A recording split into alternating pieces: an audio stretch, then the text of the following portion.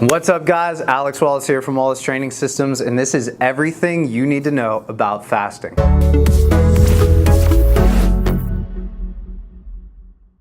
So guys, I'm going to split this video up into three parts. The first part is going to be defining fasting, what it actually means to fast.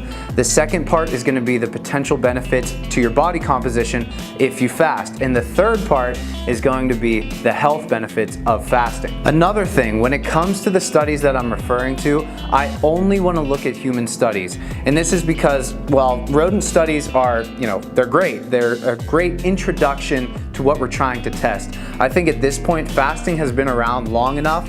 People have been reporting the benefits of it long enough that we need real human research to actually make sure that this is something that's legit and you're not just going hungry for no good reason. But first, let's get into the definition of fasting. It really depends on who you ask, but it seems like fasting is generally agreed upon as not eating for a certain amount of time. There is something called a dry fast where you don't eat anything or drink anything for a certain duration of time. Additionally, there's a prolonged fast, and this is usually lasting longer than 24 hours and sometimes up to 3 weeks. And there's also an intermittent fast, and this is usually anywhere from 12 to 16 hours of no food, sometimes again no water, and then you would eat in a smaller window throughout the day. Now that we have a general idea of what fasting is, what does the research say when it comes to fasting and fat loss? I think the only fair way to see the benefits of fasting when it comes to fat loss is to compare it against continuous calorie restriction at the same calorie restriction level. So let me explain what that means. Of course, if you fast, namely if you shorten the window that you can eat, you're probably going to eat less. And we already know the benefits of being in a calorie restricted state if you're trying to lose body fat. It works. But instead, let's see what happens if we keep the calories consistent. Namely, one person uses intermittent fasting with, let's say, 1,000 calories, and the other person uses a consistent calorie deficit. Let's say they're eating also 1,000 calories. We want to see the impact of fasting in and of itself and not necessarily just the calorie deficit. When you equate for calories, you realize that there's not a ton of studies out there, but I tried to preen through everything that I could to bring you the best. Let's first look at a 2018 study, and this was in the American Journal of Clinical Nutrition.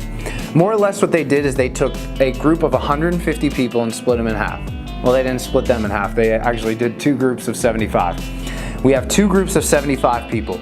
One group ate in a calorie maintenance state for 5 days and then more or less fasted for 2 days, and the other group kept a consistent calorie deficit throughout the week. When you averaged out the fasting group, they were in a 20% calorie deficit per day. Additionally, the continuous calorie restricted group was also in a 20% calorie deficit per day. It's also important to note that these people were obese and we're not sure what their training status was. What we found was that, in this study at least, there didn't seem to be a difference in fat loss when one group fasted and the other group just did a consistent calorie deficit.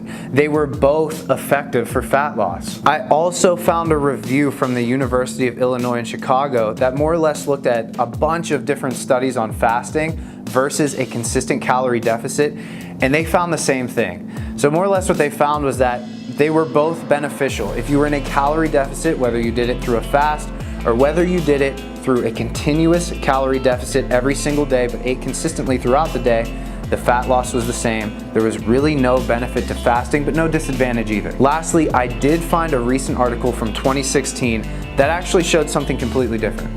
This was done on resistance-trained males. They had two groups. They were both eating at maintenance calories.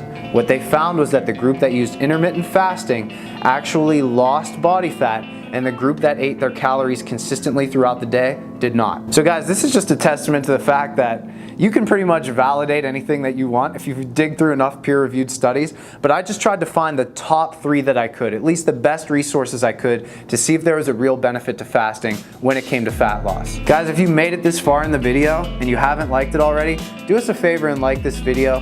And if you're interested in content like this, make sure you subscribe. Interjecting my own experience in here, I have a lot of experience with prolonged fast, namely a 36-hour fast. I used this when I was losing weight to basically make sure that I was in a weekly caloric deficit. So I didn't do this on my 8-week cut, which If you haven't seen that, let's link it above. Go back and watch that. But I did this when I was almost 210 pounds and I got down to 194. And one good and strong method that enabled me to do this was just 36 hours of no food. That brought my calorie intake through the week down by a lot, and that actually helped me lose weight. So in short, guys, I think that fasting is a good method to getting you in a calorie deficit. That being said, there could be some benefits to fasting over just a consistent calorie deficit. If you are a resistance trained male and you're just trying to maintain your weight, you might lose body fat anyway. So fasting may have a slight edge, but it may not. But if it allows you to stay in a calorie deficit consistently, it's a viable strategy, and I think that's excellent. The diet that works the best if you're trying to lose body fat is the one that you'll stick to, consistently enough and long enough to actually reap the rewards of losing body fat. Next, let's talk about the potential health benefits of fasting, and this I find very interesting. So again, I wanted to look at the research as it pertained to humans, and I want to defer to two sources in particular that I know very well. The first is a book by Dr. Dale Bredesen. And I know I've brought this up before on my channel, but it's an excellent book. If you're somebody who's worried about cognitive decline, I encourage you to go and buy it. It's an easy read. It's something that's accessible to anybody, not loaded with medical jargon. It was a really good book because that's something that, I want to keep an eye out for. I want to make sure I stay sharp for the rest of my life. To give you a very brief overview, Dr. Bredesen comes up with something called RECODE, and that's more or less to reverse or at least stop cognitive decline. And an important element of the RECODE protocol is fasting. What he recommends is that you fast for 14 to 16 hours, and this is going to help reverse or at least stop neurological decline. The reason being is because of something called autophagy. I don't want to get super far into that, but more or less what that means is just cleaning up your defunct cells, your hurt cells, your organelles. Everything in your body basically doesn't work 100%. There are defunct cells and you need to clean those up. More or less what he says is that when you're in a fasted state, autophagy in the brain basically speeds up.